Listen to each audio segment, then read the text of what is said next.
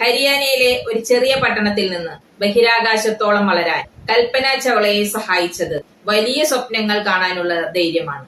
ലക്ഷ്യത്തിലെത്താൻ കുറുക്കുവഴിയില്ലെന്നും കഠിനാധ്വാനത്തിന് പകരമായി മറ്റൊന്നുമില്ലെന്നും അവർ സ്വന്തം ജീവിതത്തിലൂടെ കാണിച്ചു തന്നു. തടസ്സങ്ങൾ എത്ര വലുതാണെങ്കിലും തനിക്ക് അതിനെ മറികടക്കാൻ കഴിയുമെന്ന് ഉറച്ച ആത്മവിശ്വാസം അവർക്കുണ്ടായിരുന്നു. ബഹിരാകാശ യാത്ര എന്നത് പുരുഷന്മാർക്ക് മാത്രമുള്ളതാണെന്ന മുൻവിധികൾ തകർത്ത് ഇന്ത്യയിൽ നിന്നുള്ള ആദ്യ ബഹിരാകാശ യാത്രികയായി അവർ മാറി.